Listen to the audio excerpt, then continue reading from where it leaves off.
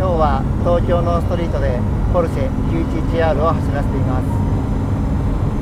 2016年にデビューした 911R は911台が限定生産されたスペシャルモデルですけれど、最近次々と発表されているスポーツクラシックやダカールなどヘリテージモデルはこの 911R からスタートしたんだと思います。まずね、走り出してすぐに気がつくことは、リアから聞こえてくるエンジンサウンドやロードノイズがこのコックピットの中にすごく聞こえてくるんですよね。これは徹底的な軽量化のために快適装備になる遮音材とかを全部取り去った結果みたいなんですね。もうほんとね、こういったちょっと路面が悪いところを走った時にダンパーのね音がね聞こえるぐらい、すごく車内にはいろんな音が入ってきます。今信号待ちで止まったんですけれど、このトランスミッションあたりから聞こえてくるガラガラガラガラっていう音がね、これはシングルマスフライホイールを採用した結果で、これとね全く同じ音を実は1992年式のポルシェ 964RS、 この車で聞けることができるんですよね。僕のファースト911だった 964RS はもうほんとね、ステアリングは重い、そして快適装備は強いて言うと快適装備というよりね、ドライバー補助デバイスは ABS しかついていないっていうね。それでもちろんエアコンもなく、徹底的な軽量化のためにもういろんな音がねコックピットに入ってくるあたりは、この 911R すごくテイストが似てるんですよね。でね、964RS はクラッチも軽量化のために小さくなっていて、さらにメタル製のクラッチプレートを採用していたおかげで発進もすごく気を使ったんですよね。でもね、さすがにこの 911R はそこまでシビアなクラッチは採用されていないようで、普通にアイドリングスタートすることができます。でもね、明らかに GT3 と同じ設計のエンジンなはずなんですが、やっぱりねこの GT3 のエンジンというよりカップカーのエンジンなんでしょうね。で、給排気のチューニングがこの 911R に関しては GT3 よりも少し過激なのかな。アクセルをね少し吹かしただけで吸気音がちゃんと耳に聞こえてくるぐらい違いがありますね。ただ操作系に関してはワインディングの時も話しましたけど、クラッチはねすごく軽いし、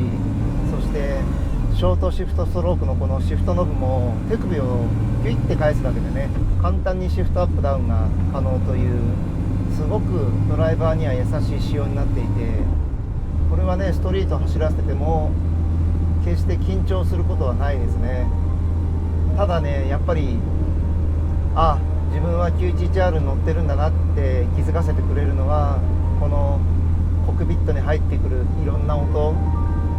それと鋭いエンジンレスポンスなんですね。このエンジンのねレスポンスの鋭さはね、ちょっと表現するのがすごく難しいです。もちろん GT3 も鋭いんですけれど、その GT3 をもう少しソリッドな感覚にしてレスポンスにさらに鋭く反応する、そんなテイストのエンジンになってるんですよね。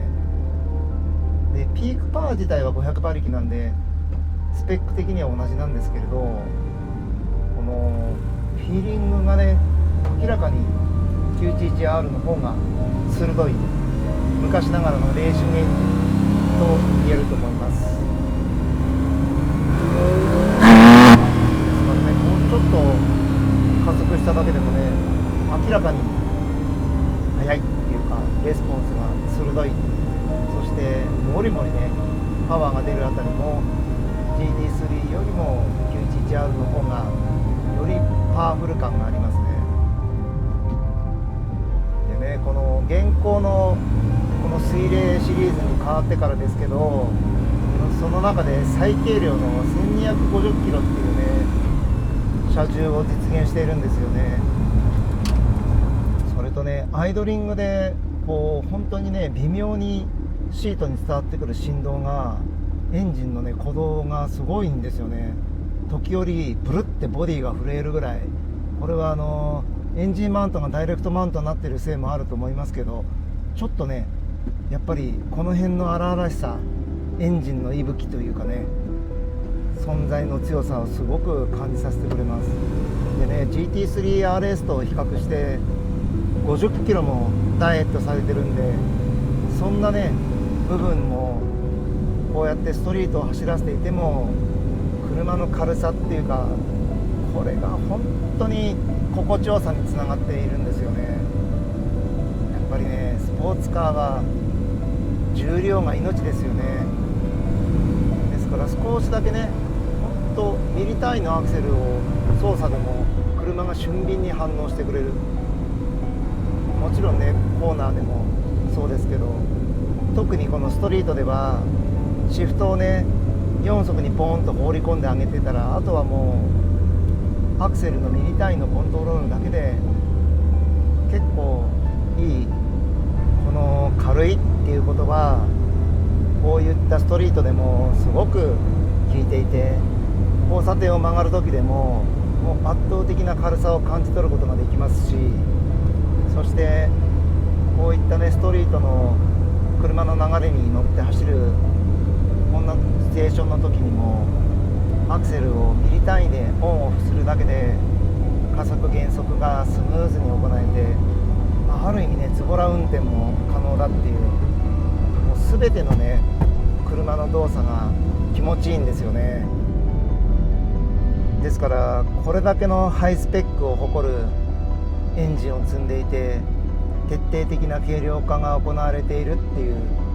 ある意味動力性能をとことんまで追求しているように一見見えるんですけれど、実はサスペンションもすごくストリートに合わせたセッティングが行われていて、乗り心地はねこの薄い軽量化されたライトウェイトバケットシートであっても決して不快な突き上げ感もほとんど感じないですね。この辺りは全く同じエンジンやシャシーとシートを使っている GT3 と比べても明らかにこの 911R の方がよりストリート寄りのセットアップがされているっていうことが分かります。つまり非常に乗り心地がいいですね。ある意味スポーツカーなんで多少のねタイト感やハードなテイストは残されているっていう程度で、実はね本当に素の911とそんなにサスペンションの硬さとかハードさっていうのが変わらないって言ったらちょっと言い過ぎかもしれないですけれど、でも本当にねこの乗り心地だったら毎日通勤で乗ってても全く苦にならないですし、そんなレベルですね。ストリートだと一番使う回転が2000回転前後なんですけど、その辺でね走っていても、リアから聞こえてくる4リッターのメカニカルサウンドがすごくいい BGM になっていて、ステレオのサウンドを聞きたいとかね全然思わないんですよね。で決してねこのロードノイズとかそうですね、いろんな外からの音もうるさいというかね嫌だっていう感覚がなくて、むしろ自分は今スポーツカーをドライブしてるんだなっていうそういったね臨場感にあふれていて、とても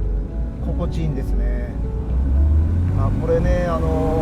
軽量化のために両サイドのドアガラスのウィンドウも薄いし、そしてクォーターウィンドウとリアウィンドウがアクリル製のポリカネード製が採用されているんで、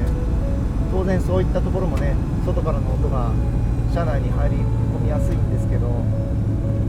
ちょっとね今窓開けてみましたけど、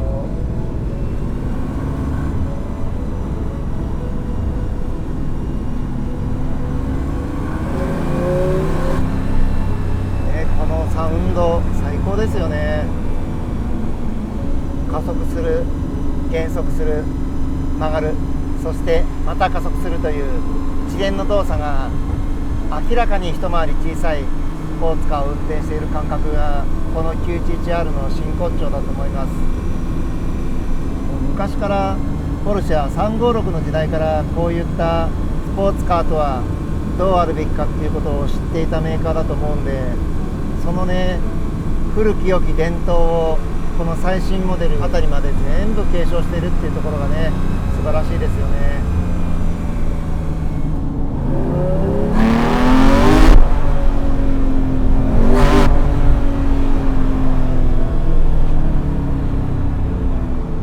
ポルシェの開発陣がサーキットの速さではなくドライビングプレジャーを優先したというそういう話なんですけど、まさにねそういう狙ったところが実現できている素晴らしいスポーツカーだと思います。ある意味この街乗りでも普段使いできちゃうぐらいの気楽さと、それからワインディングでのね性能の高さを、そして気持ちよさ、こんな素晴らしいものを日常で味わわせてくれるっていう、ある意味ね操作系の軽さとかもあって、人生最後の上がりの一台に選んでおきたいと思える、そんな素晴らしいスポーツカーだと思います。非常に高額なプライスがね未だにつけられているんですけれど、その価値は十分以上あると思います。最後にねちょっと六本木トンネルがあるんで、そのトンネルの中で素晴らしい4リッターフラット6のサウンドを聞いてみましょう。